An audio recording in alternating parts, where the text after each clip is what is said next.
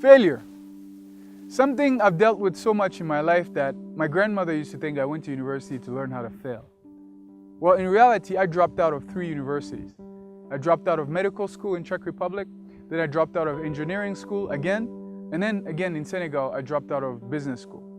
It wasn't because I wasn't smart, or it wasn't because I didn't want to study. I actually wanted to study, but I was in university for the wrong reason. I was at the wrong place where I wasn't supposed to be. And so I took the courage to pursue my dreams, and every single time I was facing adversity and I was failing. I left Czech Republic going to Paris that I wanted to publish a book. I was 21. And I traveled across Europe thinking that I had all the ambitions, all the possibilities to become the best writer ever. But in reality, I wasn't ready. And so I went to Belgium, then I came to Paris, and I sent my manuscript to many publishers. Each and every one of them rejected my manuscript.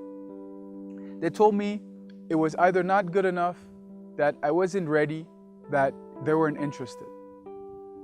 And I said, okay, maybe that's not what I'm supposed to be. Maybe I can be a coach. So I applied for an institute of coaching in Paris. They also rejected me. They said I was too young, that you're too young to be a coach. To be a coach, you already have to have life experience, but also you need to be able to already have done something. I said, well, I went through all this when I was 8 to 12, and I overcame it. My aunt was literally, beating me up every single day. But after that experience, I had to rebuild myself so that I can help other people become better. And I dropped out of med school, and I've been learning about personal development, human psychology, motivation, and all these great people out there. And I've been using that to help people everywhere I go. Every country I've been through, I meet people in the street and I help them out. Give me a chance. And they said, okay, we're going to interview you for 2 hours and we'll see. And they interviewed me and I passed. And they told me you were going to be the youngest coach of France.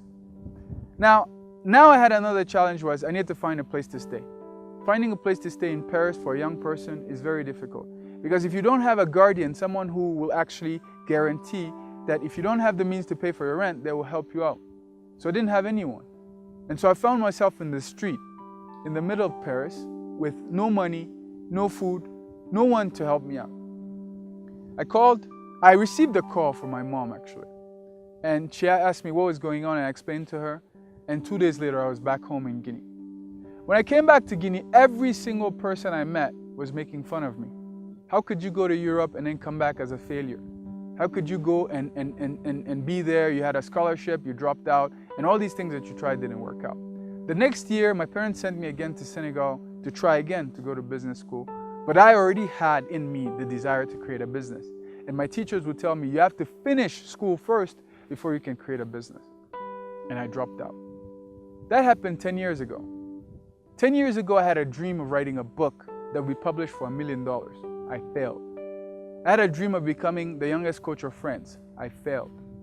I failed my parents. I failed my family. I failed my community. Everybody thought, we've invested so much in you, and you're still failing. But I didn't know that all those failures would lead up to me today being ready to publish my book, which I'm going to launch at the MIT Africa Innovate conference in April. This conference will be an opportunity for me to share with you how you move on from failure.